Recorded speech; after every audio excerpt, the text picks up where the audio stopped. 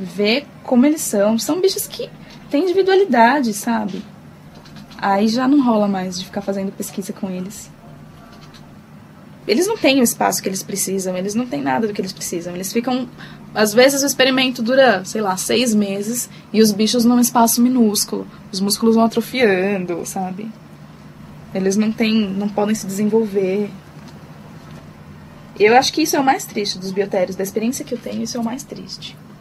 Mas eu adoro, assim, dos roedores eu acho que os ratos são os mais legais, porque são os que mais interagem com você.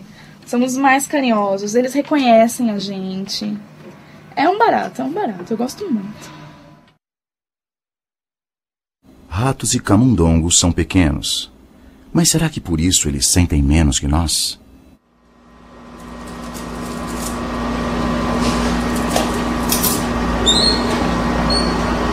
O manual de boas práticas do vivisector, ele ensina que para eutanasiar, para matar adequadamente um roedor, então você deve colocar a cabeça dele entre os 2 dedos do pesquisador ou do técnico e puxar a cauda desse animal. Dessa forma a gente desloca a coluna e a morte é imediata. Eu já flagrei, e o pesquisador ele nunca escondeu de ninguém que ele prefere matar os animais rodando eles pela cauda e batendo com a cabeça deles na bancada. Então essa é a forma que ele julga melhor para matar o animal, né? Muitas vezes o próprio estudante não sabe o que acontece em muitos laboratórios. Ele se fecha numa determinada linha de especialização e ele está absolutamente alienado do resto que acontece, não é? E assim fica difícil até dele cumprir a lei, porque a lei diz que ele só pode utilizar o animal se não houver métodos alternativos. Ele tem que saber o que acontece, tem que conhecer os métodos alternativos, que dificilmente são divulgados nas universidades, não é? Para que ele possa agir de acordo com a lei. Então tem o protocolo dizendo que, numa experiência com coelhos, o coelho vai estar previamente anestesiado. E você chega lá, vai ser anestesiado para retirar o coração, e você estudar o coração. E você chega na sala, no laboratório, está o coração lá, e se você não for investigar, você acredita em tudo que está no papel. Você indo nos bastidores, você vê que a anestesia que é dada no coelho são 3 cacetadas na nuca dele, enquanto ele ainda está vivo, enquanto ele ainda está se mexendo, abre o peito, o técnico abriu o peito dele com a mão e tirou o coração. E a gente perguntou por que não era usada anestesia, conforme estava no protocolo. Era alegado que a anestesia ia alterar os batimentos cardíacos, então ia tornar a experiência inválida. Essa prática, além de abominável, é ilegal. A lei diz claramente que é obrigatório o emprego de anestesia. E a Declaração dos Direitos dos Animais condena qualquer prática que implique em sofrimento animal.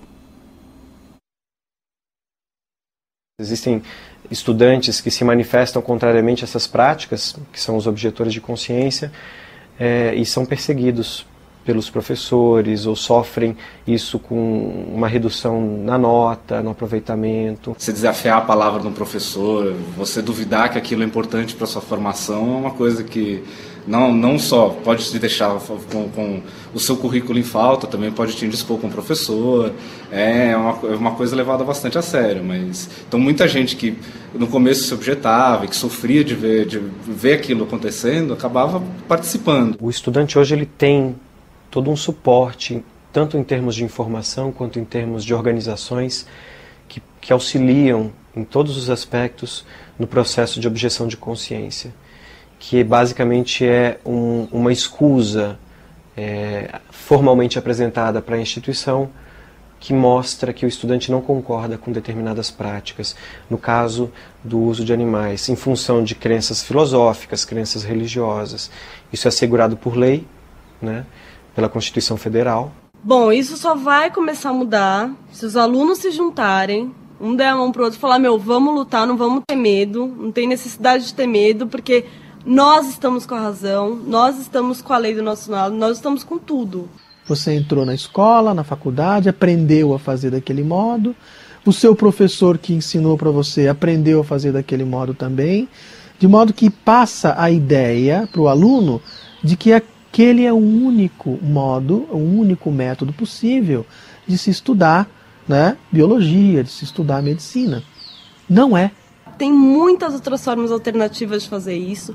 Vamos buscar, vamos atrás para acabar com isso. Os alunos têm que falar, tem que partir de nós.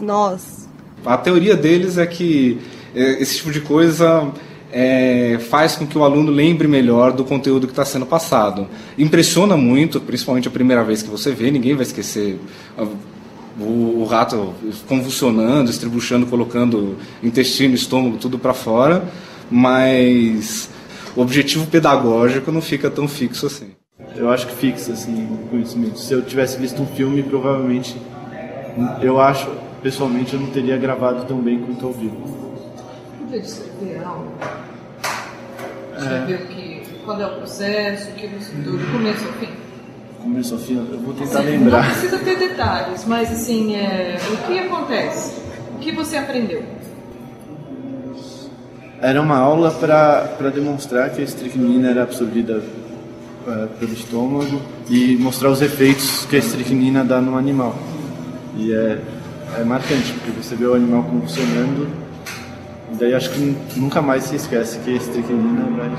Havia alguma dúvida de que a estricnina produzisse esse efeito? Não.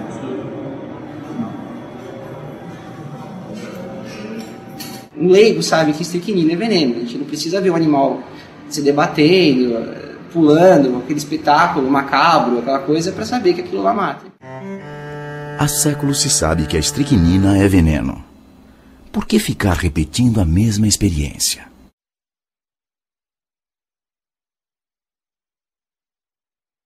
A gente precisa de um ensino mais humanitário, que ensine valores, que seja crítico, que seja reflexivo, para que a gente forme um pesquisador mais aberto a novas tecnologias, a novos paradigmas, a novos desafios, e que não sejam meros repetidores de modelos que se mantêm há mais de 300, 400 anos. A escola veterinária vai um dia falar, nós não usamos mais animal para experimento, ponto final. E a partir disso nós vamos ter que espalhar essa ideia para as outras faculdades. Medicina, as outras de veterinária, tem mais de 100 escolas no Brasil, as de medicina humana, as de odontologia, fisioterapia, tudo que usa animal. Acho que essa é a tendência filosófica do que está acontecendo hoje. A mais nova escola de medicina veterinária dos Estados Unidos foi criada sob o princípio de reverência à vida e com o comprometimento de nunca utilizar animais vivos no ensino. Our university hired a group of former deans of veterinary colleges who've been really involved in researching what the need was and the best way to design a veterinary college for the future. And we don't lecture to the students. We want them to teach themselves, study for themselves, self-directed learning. So if it's something about an animal issue that we want them to learn, we'll assign them a task in a way that they have to go out and research it and come in and teach each other.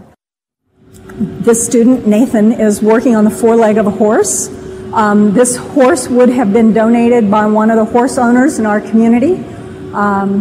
It's important to know that we don't actually kill any animals here at our college. In a traditional school, students don't get near an animal till about the third year, and then they get near them in usually a traditional hospital educational process. Here they're starting to interact with both animals as patients and with clients that they have to talk to and deal with right off the bat. That starts in the very first year. So they